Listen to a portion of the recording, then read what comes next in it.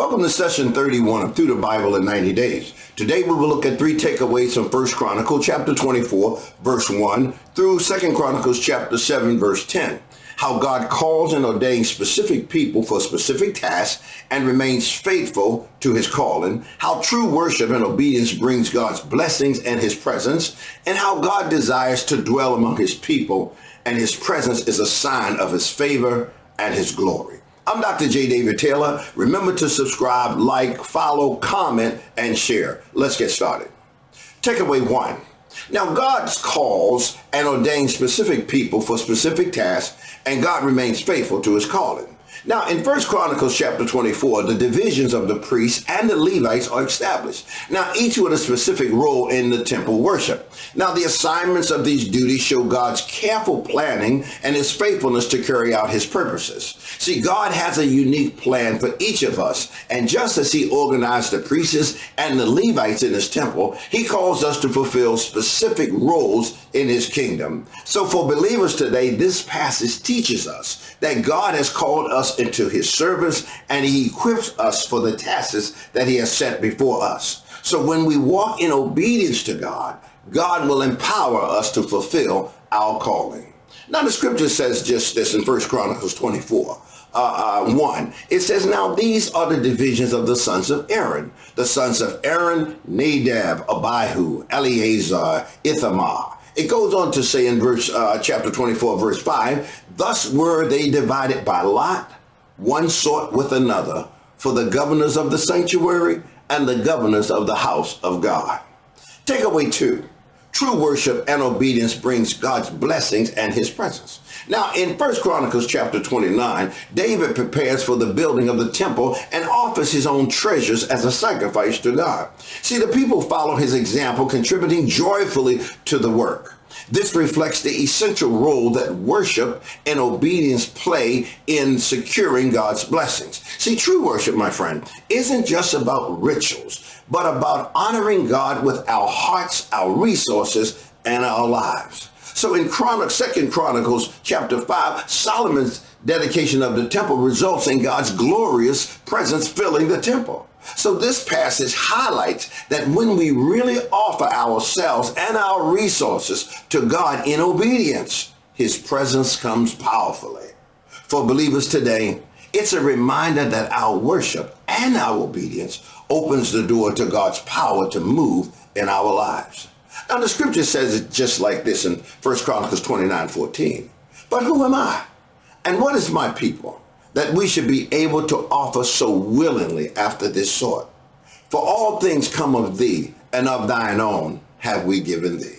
Now 2 Chronicles 5:11 says this, and it came to pass when the priests were come out of the holy place, for all the priests that were present were sanctified, and did not then wait by course. Takeaway 3.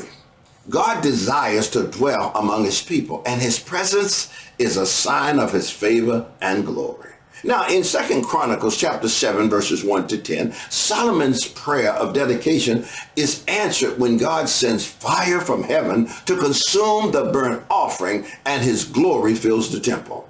Now, this powerful moment signifies that God's presence is with his people, and it marks the fulfillment of his promise to dwell among them.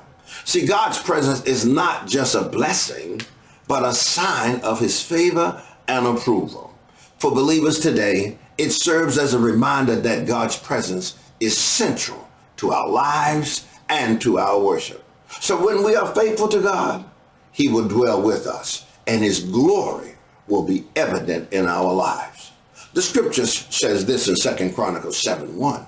Now when Solomon had made an end of praying, the fire came down from heaven and consumed the burnt offerings and the sacrifices, and the glory of the Lord filled the house. 2 Chronicles 7:3 goes on to say, and when all the children of Israel saw how the fire came down and the glory of the Lord upon the house, they bowed themselves and with their faces to the ground upon the pavement and worshiped and praised the Lord. So what does it mean to experience God's presence in our lives? See, for Solomon, it meant the glory of the Lord filling the temple. A powerful reminder that God is not distant, but desires to dwell among his people. In 1 Chronicles, we see how God's people prepared for his presence by following his instructions and offering themselves in worship and obedience. But Solomon's story reveals something else profound. It's not just about what we offer. It's about our hearts aligning with God's purpose so that his glory can fill our lives and our worship. So the question is, are we living in a way that invites God's presence to fill our lives? A core challenge is simple, yet profound. Are we offering our hearts, our worship, and our lives in obedience to God? See, just as God commanded his people to prepare the temple and offer his presence in a tangible way, we are called to make our hearts a dwelling place for him. But there's a real issue here. Just as the people of Israel prepared for God's presence through obedience, so must we prepare our hearts to receive the fullness of his glory. Will we seek God's presence in our worship and obedience, or will we continue to pursue our own paths?